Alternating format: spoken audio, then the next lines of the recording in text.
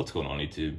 Florida Man Knives here, and as you can see I've got the Squid Industries Mako V4, but the reason I am making this video, as you can see by the title, is really just I wanted to kind of start a discussion in the comments, to be honest with you, as Squid Industries has announced that they will be releasing the Mako V4 in the near future. So definitely, of course, we'll be interested to see what updates they will have. This is right here, the inked Mako V4, if you're not familiar. A phosphorus bronze washer construction. Of course, you got the hidden Zen pins, and overall just a sandwich design with aluminum scales. But what are some of the updates that you would like to see in the Mako V4? First off, do you think they're going to be keeping the price at the same? Do you think they're going to be sticking with phosphorus bronze washers, or are they gonna maybe step up to bushings, which I think is what everybody is hoping for. I certainly am, at least personally. I just am a fan of bushings because basically as soon as you take this thing out of the box, it has tap. Now, this is not a super expensive Balisong trainer, relatively speaking, but at the same time you can get the Glider Arctic as well as a BB Barfly for around the same price as this, and both of those do have bushings. So I personally would love to see bushings in the Mako V4. Of course, we will have to wait and see. I'm sure they'll do a slightly different blade design. I know that the actual tip is going to be the same based on their Instagram post. The one that they showed was just about here up in the water, and it was the Stonewash variant.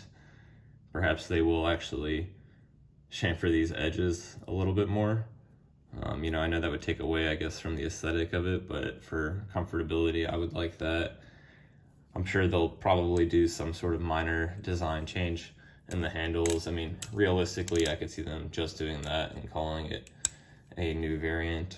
But again, let me know in the comments what you would like to see in the Squid Industries Mako V4. I don't know when they'll be releasing it. I just saw their Instagram post and figured I'd make this video real quick and see what you all have to say.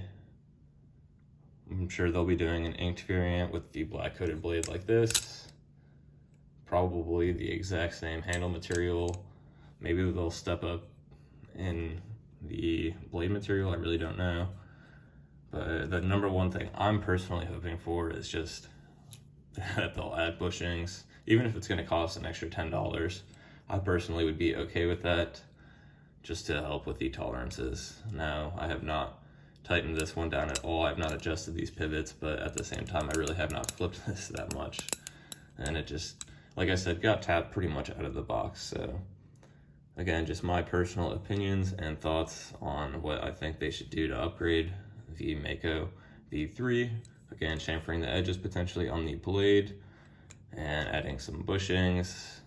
I personally am okay with the handle design. I would be okay with a different finish as far as the feeling of it. That's my one complaint with the Mako as well. I don't know, it just feels a little bit weird. I like the smoother finish of the Glider, for example. But again, let me know in the comments what you would like to see upgraded on the Mako V4.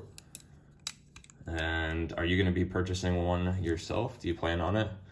I cannot say definitively whether or not I will. It will depend on what upgrades they do, of course, put into the next variant, but I'm sure there will be a lot of hype around it regardless, and I'm sure it will be a good flipper regardless as well, as this thing definitely is such.